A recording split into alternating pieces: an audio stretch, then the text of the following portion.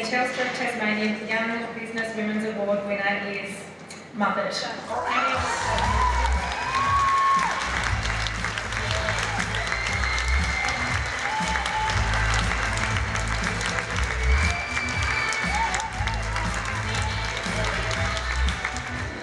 Winning a lottery and touring title, I think, was easier than this. But first and foremost, before I forget, thank you Telstra for this incredible honour, and to the CBA, actually our business bank, and to News Corp.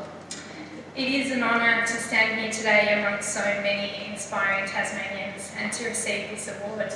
It is not something that I expected at all, and I had to write this speech with the same mentality that I used when training as an elite athlete. And that results sort of in the journey itself. So writing the speech for me was part of this journey.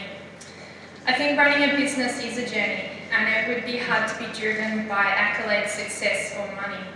This is especially true in my industry of helping adults, and especially women, find their feet in both their lives and their athletic pursuits. As a coach, you don't see successes instantly, rather it sneaks up on us and with your clients.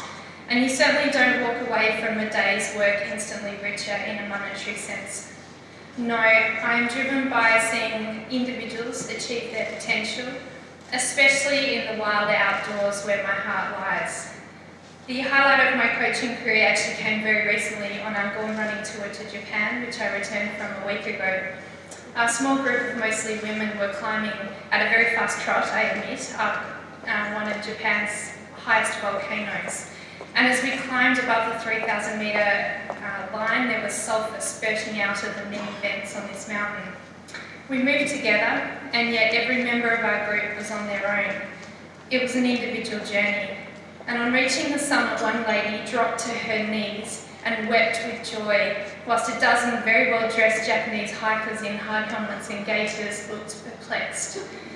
For me, this was success. And she is richer for every step of that steep journey she took to the summit.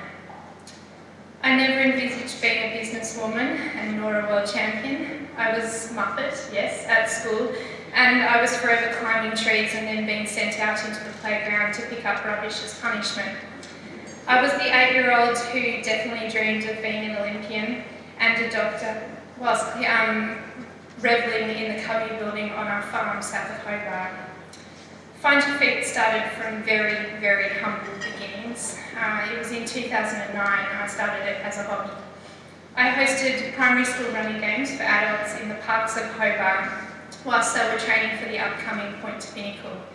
It started at a time when I was very much trying to find my feet after some very significant, difficult, dark moments in my life as well as in my athletic career.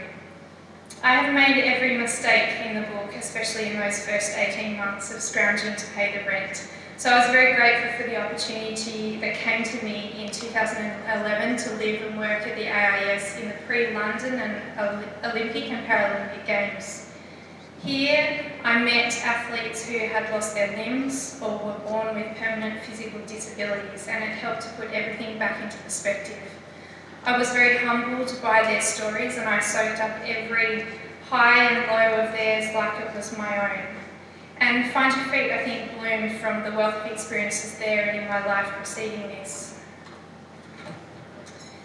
3 years on, and my partner Graham and I have relocated back to Tasmania, and to definitely somewhere where I believe is home, to expand our coaching and running tours enterprises, and open Find Your Feet's outdoor athletic retail store at 74 Liverpool Street. That's my pitch. Never have I been so proud to be Tasmanian. On coming home, very soon after I arrived, the Hobart Mercury contacted me and were writing an article on homing pigeons, and they called me one of these, a young Tasmanian who leaves the nest and returns. But I had to come home, for I think you will all agree that Tasmania is extraordinary, and we capture people's imaginations all over the world. This route was recently highlighted to me when I was entering a world skyrunning race in the Italian Dolomites, and the organisers wrote back to me and said, "Will you be racing for Australia or Tasmania?"